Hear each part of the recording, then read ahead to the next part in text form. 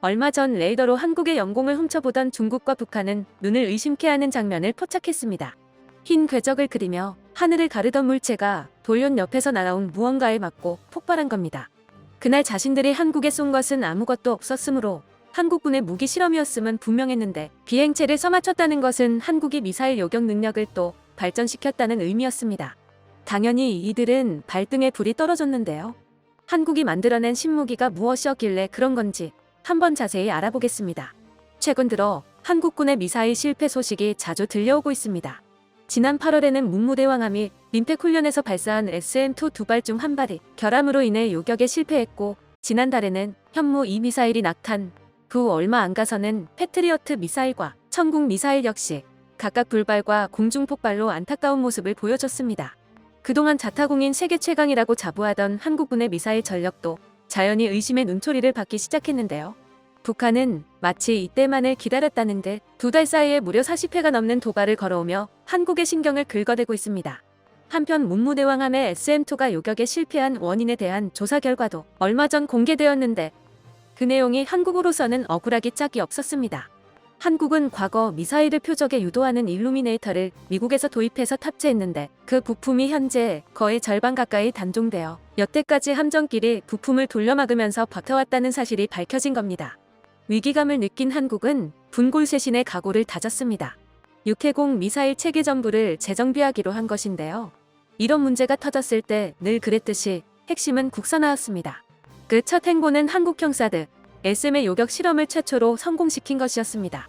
지난 2월 비행시험에 이어 요격 실험까지 성공한 SM은 이제 사실상 양산 수순만을 남겨두게 되었는데요. 무사히 양산 배치되면 현재 40에서 150km 고도의 미사일을 요격하는 역할을 맡고 있는 사드의 역할을 대신해줄 수 있을 것으로 예상됩니다.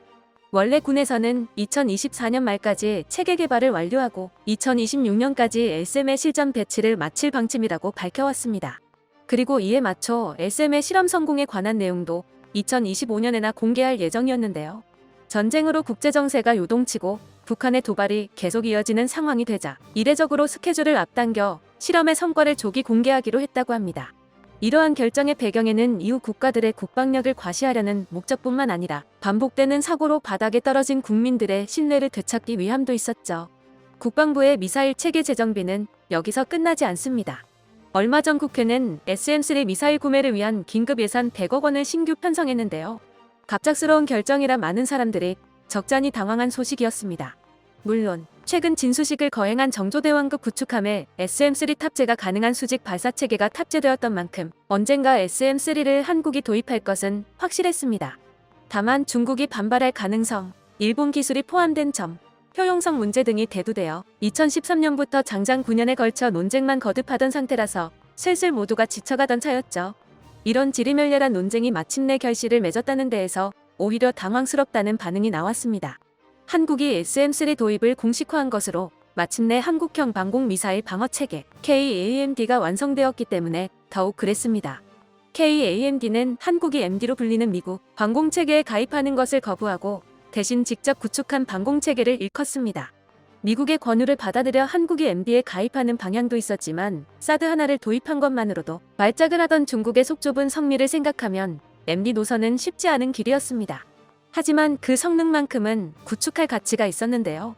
KAMD를 통해 한국은 사거리 2,500km 이내, 고도 15에서 500km의 비행체를 요격할 능력을 갖추게 됩니다. 사거리 20km 이내 고도 15에서 40km는 M-2 혹은 천궁2로 불리는 체계가 요격하고 사거리 200km 이내 고도 40에서 150km까지는 현재 사드가, 앞으로는 SM이 커버하게 됩니다.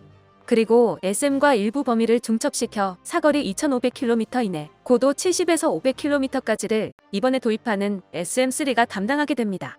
이러한 미사일 방공체계는 북한을 맞대고 있고 물 건너에 중국이 있는 한국에게 특히 효율적인 무기체계이며 그만큼 매우 중요합니다. 북한은 물론 중국 본토 전역까지 사정권에 넣을 수 있기 때문이죠. 그리고 우크라이나가 러시아를 상대하며 미사일 방공이라는 개념이 실제로 작동하고 얼마나 중요한지까지도 보여줬기 때문에 한국이 이번에 달성한 성과는 더욱 환영받을 만했던 것입니다.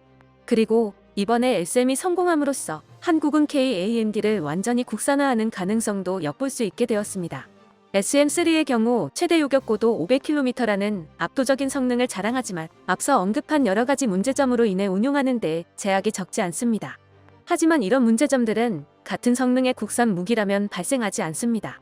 실제로 작년에 국방과학연구소는 이러한 논의를 진행했던 적이 있었고, SM 기술을 토대로 사드 동급체계는 2029년, SM3 동급체계는 2036년이면 국내 생산이 가능하다고 국방부에 보고했습니다. 그리고 현재 사드의 요격고도 일부 구간을 대체할 수 있는 SM이 완성된 만큼 앞으로는 그 개량만 거치면 되므로 KAMD의 국산화는 박차를 가할 전망입니다. 만약 KAMD가 무사히 국산화를 마친다면 한국은 여러 가지 이득을 볼 수 있는데요. 일단 주변국과의 외교적 마찰을 최소화할 수가 있습니다. 그동안 방공체계의 일부를 외산 무기에 의존했던 것 때문에 한국은 외교적으로 상당한 곤혹을 치러야 했습니다. 대표적으로 사드 배치 후 중국이 발작에 가까운 반응을 보여주며 외교 보복까지 가했던 일이 있었고, SM3 역시 중국이 사드와 똑같은 반발을 할 가능성이 있는 데다가 일본 기술까지 들어가 있어서 무역 분쟁으로 한일 관계가 얼어붙어 있던 기간 동안은 도입 논의조차 할 수 없었습니다.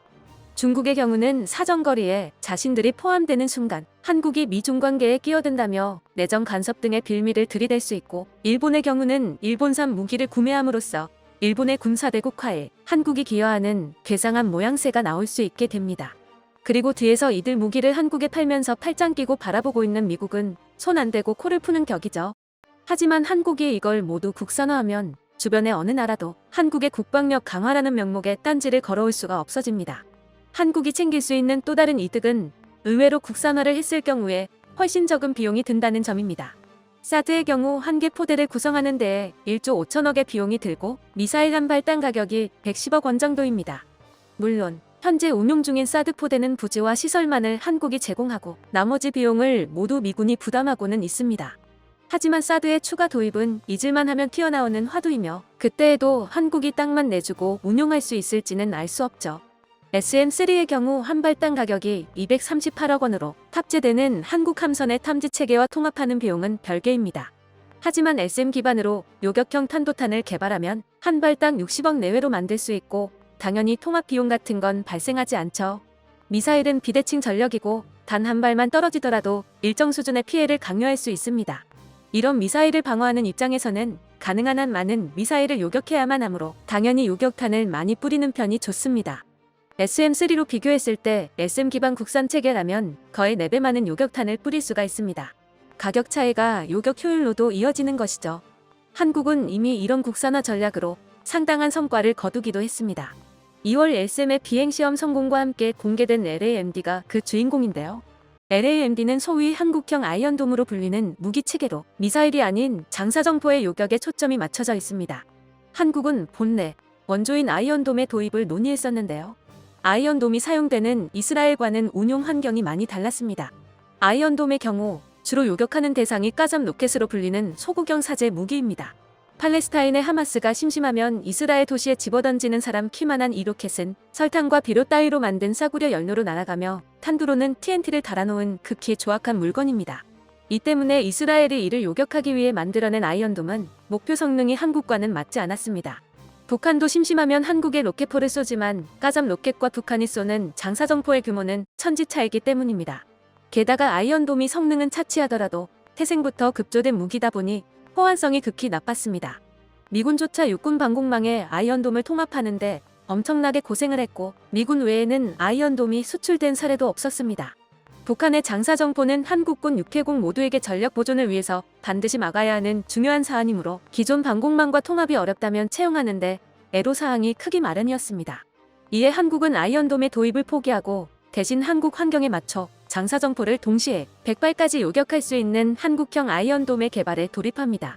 기반이 되는 무기체계는 LIG 넥스1의 해공 함대공 미사일이었고 이를 경량화하여 가격을 줄이는 것이 목적이었습니다.